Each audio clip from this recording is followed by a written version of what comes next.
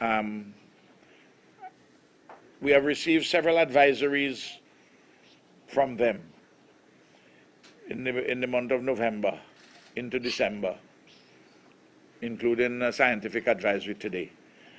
And they had their meeting in Trinidad at the Seismic Resource Center, and they have kindly provided a briefing to the cabinet and the director of the National Emergency Management Organization.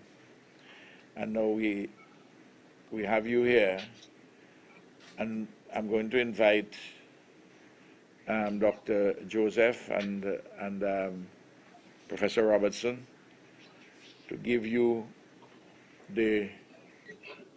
what the analysis is, and for you to have an opportunity to ask questions. And then while they're here, I will tell you what we are doing. So, is it Patty's over? Back to Richie? I could start, and then Okay, Richie then. could join Fine. in. Fine. Dr. Okay. Joseph. So thank you, Prime Minister. Just to give a brief update on what has been happening. So as you just indicated, in early November, there was an increase in background level of seismic activity being recorded at La Soufriere and St. Vincent. Since then, the last activity that was recorded took place on the 23rd of December, with, I believe, 8 events being recorded by the instrument on island. And then we had a period of quiet where no seismic activity was recorded. However, some members of staff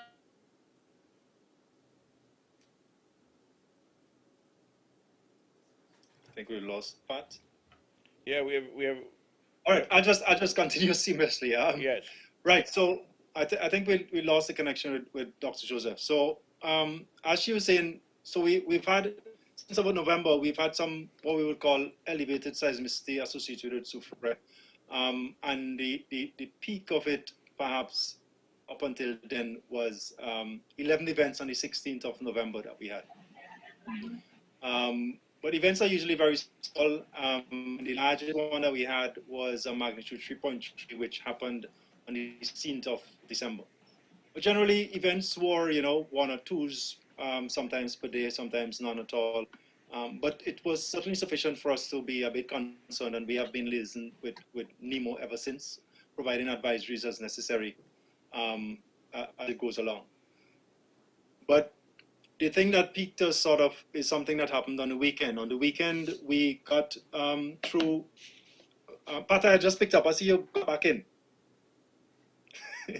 I just continue. That's fine. Yeah. So on the weekend, particularly on the 27th of December, because of various sort of programs that we're involved in, one of our members of staff was made aware of a hotspot that was noted from a NASA satellite that had developed about the volcano.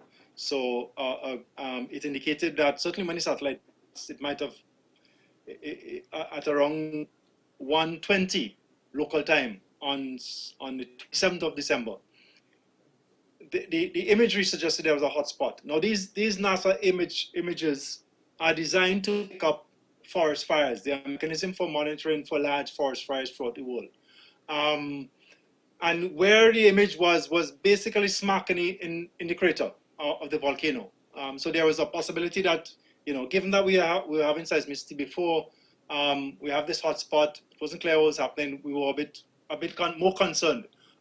So we arranged with NEMO to go and have a look into the crater. And I think we were about to do that when on Monday now, well, the hotspots from the imagery that we have had since, the hotspots sort of continued.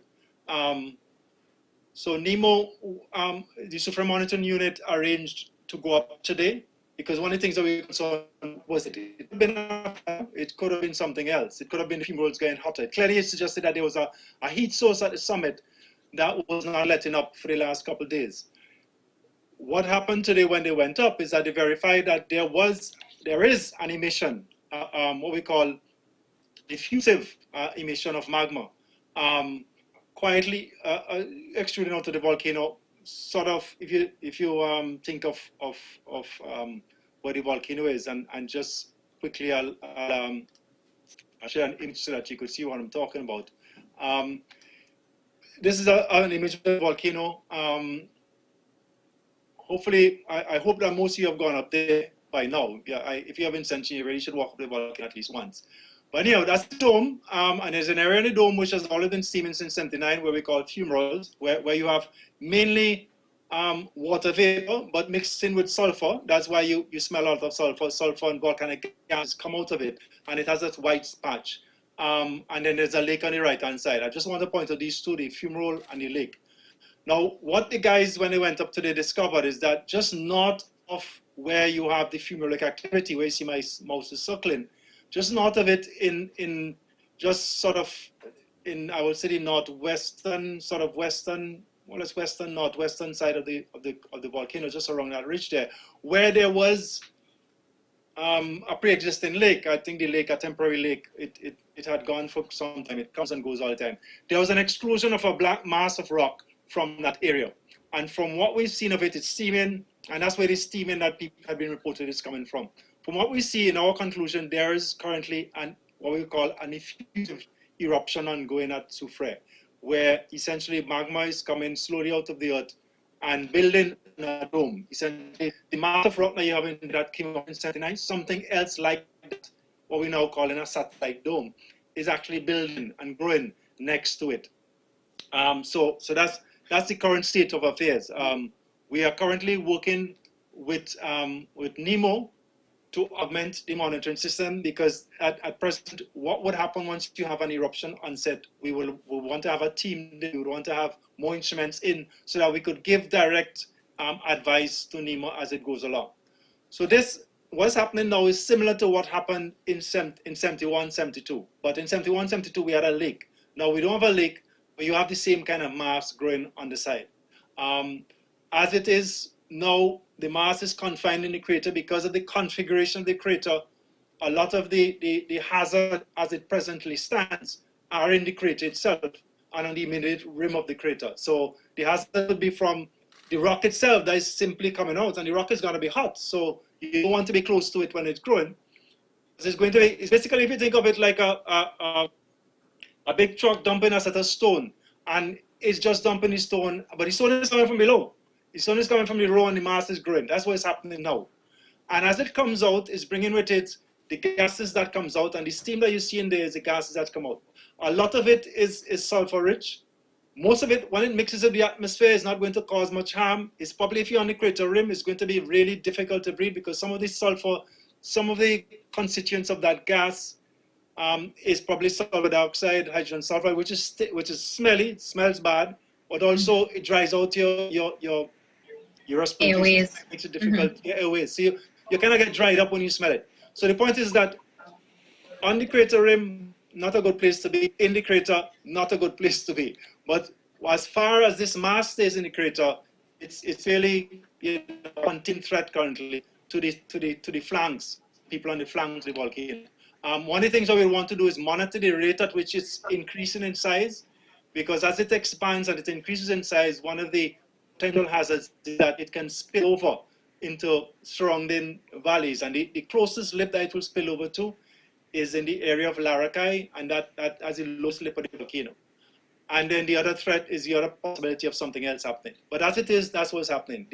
There's a dome growing on the side of the existing dome, just to the north, well, western side of the volcano, where there was a pre-existing temporary lake. And that is summary is what's happening now. I don't know if Patio, Yes, and just to reiterate Professor Robertson's request that we have no unofficial persons visiting the dome at this point in time to avoid any possible hazards from the emissions, as well as a rapid change in activity at the crater. So that no one visits. We advise visits. people not to visit the crater now, which is one of the things I know everybody in St. Vincent want to do now. Don't do it, basically. It's a bad idea. No, Prof, the what I think people would want to know, this effusive eruption, this oozing eruption, now, is that, you say that's like 1971, 72. How Yes. does this differ from 1979? Right. Okay. There's two ways in which Soufriere has traditionally, well, I should say, Soufriere has been erupting the same kind of way for thousands of years. From studies we've done, it either erupts effusively, as it is doing now, where it quietly emits magma, which is this rock, but it becomes rock as it comes out. It's molten beneath.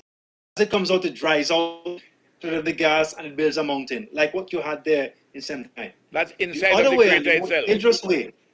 Yeah, excuse me? That's inside of the crater itself. Right, yes. Okay. The other way, and the more dangerous way in which it erupts, is when it erupts explosively. And this explosive eruption is one in which it basically, the material comes out very quickly. It has a lot of gas in it. And because of the gas and because of the speed at which it's moving, it basically destroys everything in its path. It destroys the dome, it fragments, it produces a lot of ash. Interior is hot. When it goes down the mountainside, it scars the mountainside. It's very dangerous. That's an explosive eruption. That's what happened in 79. In 79, you had an explosive eruption. In 1970, effusive eruption.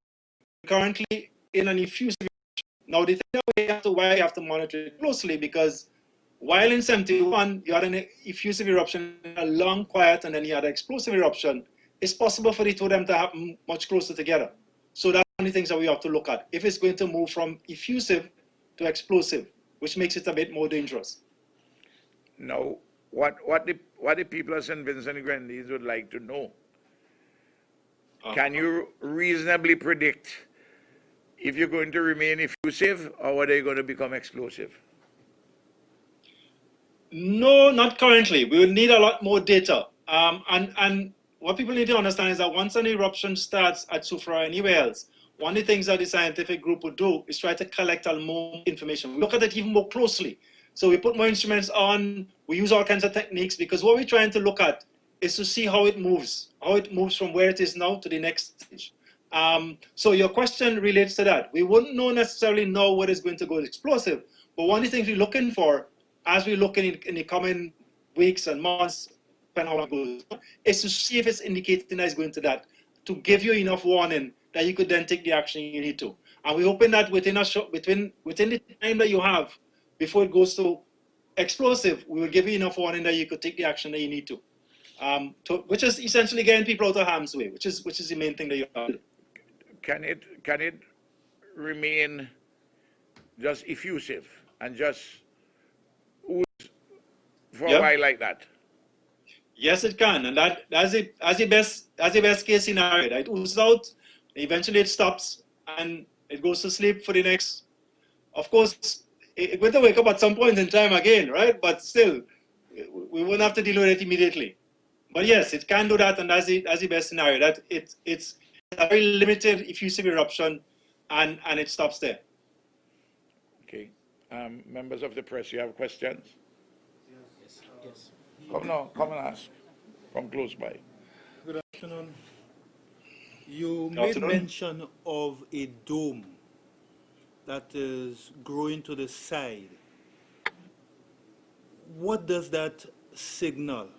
Because at school we were told that when the dome of a volcano is growing, that signifies some serious activity is taking place inside.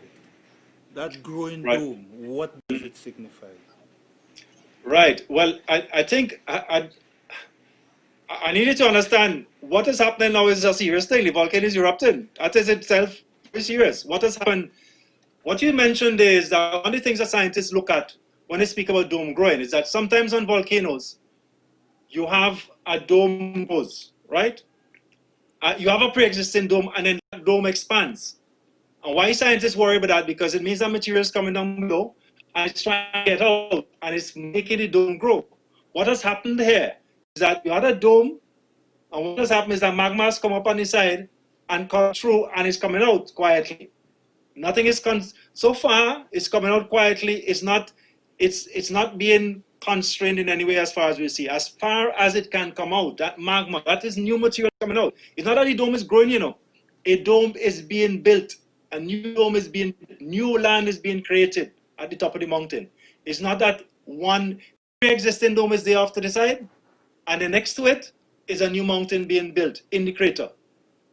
That's slightly different in terms of what it means. It means that an eruption is ongoing, an effusive eruption is ongoing, it's coming out quietly, and we need to monitor it, and need to keep a close eye on it to see if both it gets, A, if it gets too big, that it starts spilling out, or B, if it moves from being just quietly oozing out to getting explosive. Because if it gets explosive, then it could break itself apart, as well as the pre-existing dome that you had there before. And that becomes an even more scenario than you have now. How soon would you be able to give us some information relative to what is going to take place next? That's an excellent question. Yes. And if I had the answer to that, I would be I'll probably get a Nobel Prize, you know. but seriously, one of the things that we have to do is essentially put in more instrumentation to detect that. That's one of the key. One of the things that volcanologists do, we try to measure this, everything that we can measure, to see which direction it's going in. We're not sure, as we get more data, as we get more information, as we see things more, we probably could change and probably give some prognosis. But that's why one of the things that we would do at Seismic is that we would deploy a team to St. Vincent. So on a daily basis, we could provide NEMO and the Disaster Management Agency, Prime Minister, with detailed information about what we think is happening, so that as soon as it changes, because we're looking for the change, we can tell them. So I don't know when, but we think that once we're there and we could put in the instrumentation, we should be able to provide enough warning for them to do what they need to do. Well, while we're talking there, Richie and Pat, Dr. Joseph, my secretary brought for me an email from Stuart Young, the Minister of National Security, Trinidad and Tobago. Said the approval has been granted, which is what, as you know, that they had indicated to you the approval for you to get out from Trinidad, the three of you, Lloyd Lynch, Professor Richard Robertson, and Ian Juman. Those are the three? Yep. Yes. And the regional security system aircraft is ready anytime you clear your COVID. Okay. So we can see you up here tomorrow, sometime before sundown. We'll try. We try our utmost, Prime Minister. We'll sleep tonight without you fairly well, but I want you, and you bring the instruments, as you say. Of course, yes. All right, good. Any? How often have you seen effusive eruptions move to explosive eruptions? At Soufriere, usually there's a gap between them. So the past historic eruptions that you've had, certainly history monitoring, there is usually a gap of months, years between effusive and explosive eruptions. Except that, it depends on when they happen. So in 79, you had an explosive that followed an effusive after years, but then the effusive part followed the explosive immediately after. So it can vary. In terms of going from effusive to explosive, it's so far it's been months to years. But in terms of going from explosive to effusive, the 79 was certainly instantaneous. It was the same time. It ended in an effusive eruption. In terms of patterns, explosive eruptions at La Soufriere. Yeah. Are there any patterns that you notice especially in terms of the years in between? No, if you're talking about, the only thing we could say in terms of explosive eruptions, certainly within the last 4,000 years or so, we've had one every 100 years. And if you think of it, plus or minus, you could 30 years. So we kind of within the range to have some activity now, in a sense. We have been for a couple of years, which is why, as Nemo will tell you, we've been working. St. Vincent have had a significant amount of attention from Seismic. We have had download of projects. We just came out to the Volcano Ready project.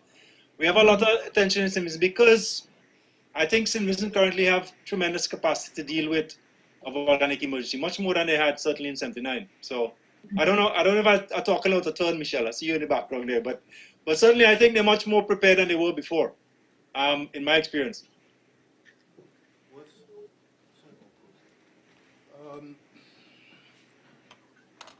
There's also concern in the region Yeah. where other volcanoes, Montpellier in Martinique, Soufriere in St. Lucia, La Soufriere in St. Vincent and the Grenadines, Kikemjeni further south. One, have you all been paying attention to those other volcanoes as a result? And two, what information have you all gathered from such regarding possible activity from these other volcanoes? Okay, I could start. Yeah. So yes, as you know, the Seismic Research Center monitors volcanic and seismic activity for islands in the English-speaking Lesser Antilles, from St. Kitts and Nevis all the way down to Trinidad. And the volcanoes on these islands, yes, do show seismicity, and that's recorded by the instruments on the island. So some islands do have, in the last year, we have seen elevated activity in Dominica, but that is now returning to background. That started in 2018 and was actually one of the longest periods of ongoing seismicity. That's now returning to background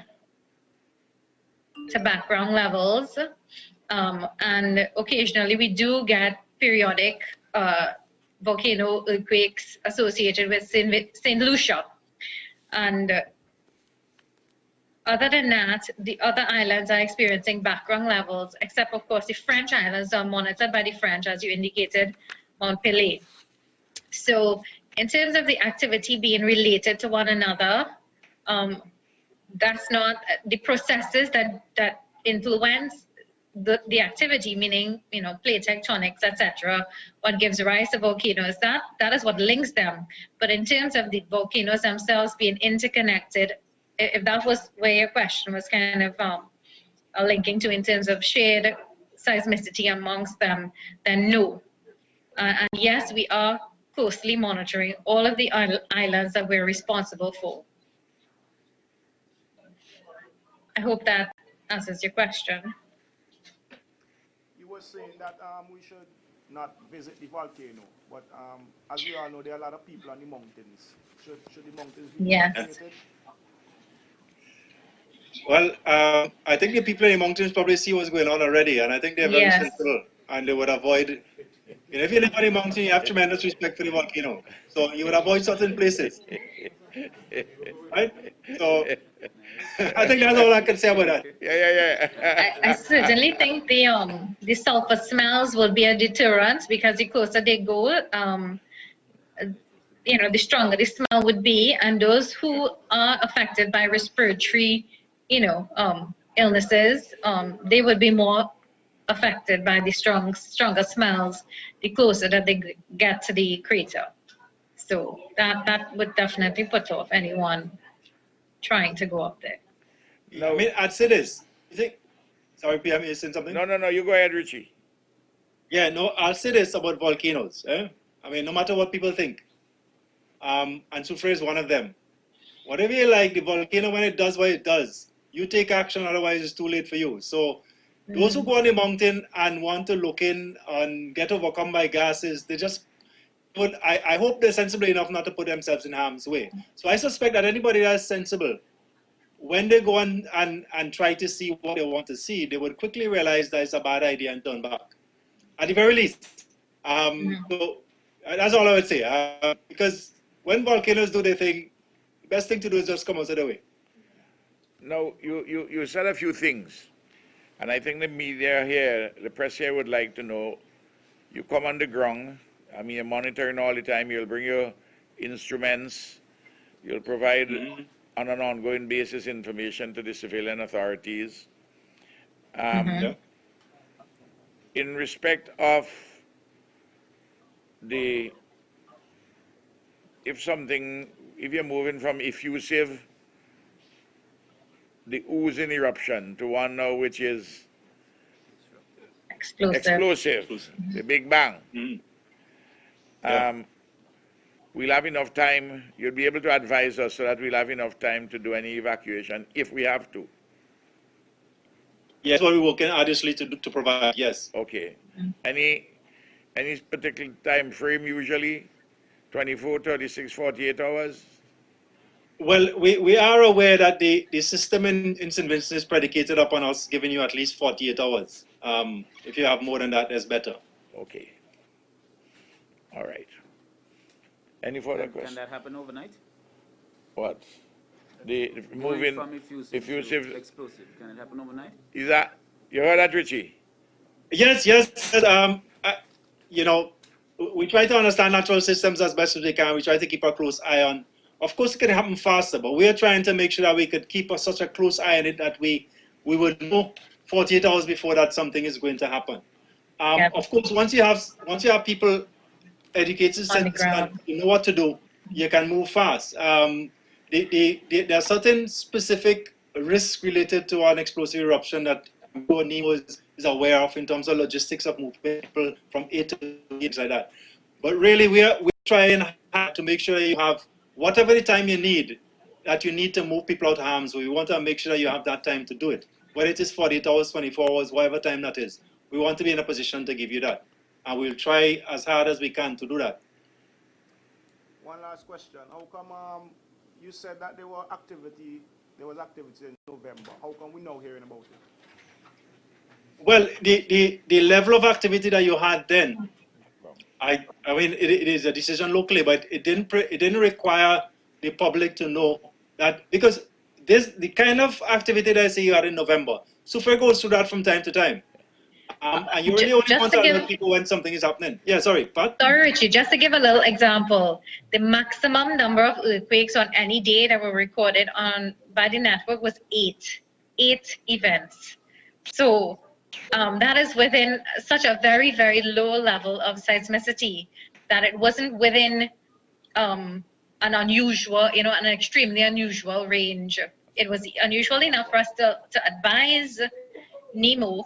However, it was not with we went from 0 to hundreds or tens of earthquakes. Yeah, it's kind of within what we expect from Soufriere, not kind of around normal, slightly above normal activity. And the intensity was what you may call, I think you use the word background activity. Yeah, I mean, there were moments when it went slightly above that, but on the overall trend, in terms of the current period, it was really still within what we expect. And in terms of alerting the public, the NEMO has to determine. I think at that stage of the game, what needed to happen was for NEMO and the authorities locally to put their things in place, which is why we had done early, so that they could start preparing for the stage that we probably are at now, where we have to ramp up a little bit more. You said 8 per day. What would be a worrying number? Well, we're already in a phase of extrusion. So at this point in time, if we start to see any increase in activity, it's related to seismic activity. It's related to changes in the system. So any significant increase would continue to be looked at as a sign of rapid changes in the system. Yeah, I mean, to augment that, in volcanoes prior to eruptions, the number of events you can get could go up to hundreds and thousands per day. They're really ramping up. So I mean, if in an explosive phase of Soufriere in 79, we had hundreds of events per day, thousands of events per day. In Montserrat, we went over that regularly. So that's the kind of thing that you would not be surprised about, because material is coming out. But for whatever reason, the Soufriere was able to find a path to the surface. We find it very unusual, quietly, despite the fact that it had not done anything since 79. It somehow found a way to get out without breaking too much rock, because that's what causes the earthquakes, the rock breaking. It obviously has a pathway to get to the surface that is fairly well greased, to say that, which is a bit, Prime Minister, concerning as it is for the future. But it's something that we would have been surprised. We obviously are a little bit surprised about. St. Vincent is a small island. We have a lot of people that live within close proximity to the volcano. They can just stay at home and look at it. What should those people be looking out for, especially between now and when your team gets on the ground? Mm-hmm. Well, you probably would have seen what you see now, which is more steaming. The mountain is steaming as it is currently, and people must see a plume, because the magma that is coming is emitting a lot of gas. Most of it is water. It's the same. The water that is in the crater. The crater has water beneath the ground, and that water is basically boiling to steam, and that steam is flashing off, and you're going to see it. It's going to be constantly up in the air for a little while, and I suspect anybody around the volcano, after a while, on a clear day, you would see it, and that's what they may also get the sulfur smells coming, based on the wind directions. Yeah, it will be stronger than normal. The sulfur will get out much more than normal.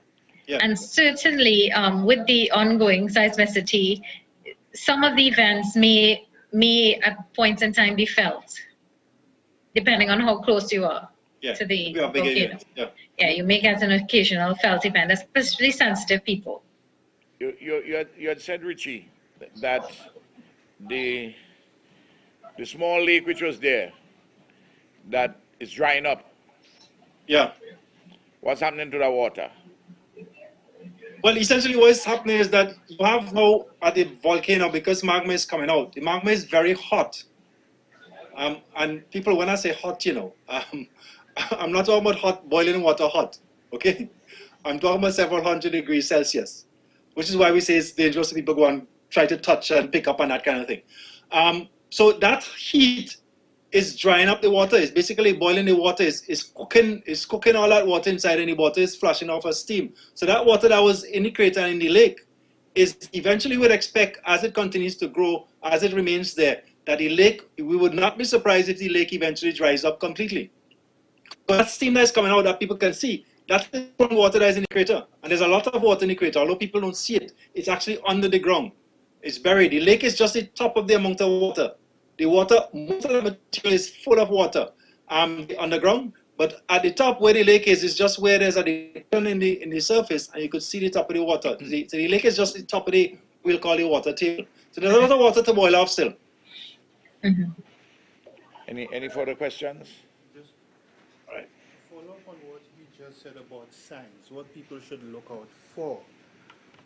Anyone who's familiar with the bush, to use that phrase, would tell you any disaster or impending disaster, storm, earthquakes, whatever, animals would be the first to head to safety.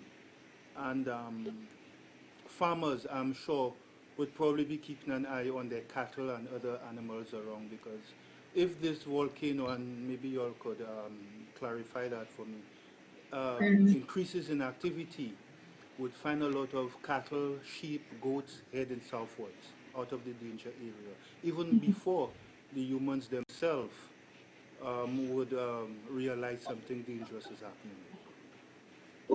Yes, that is noted, and it's due to several things. One, we just said, some species of animals are more sensitive to the Earth's vibrations, so they may feel that and respond to that.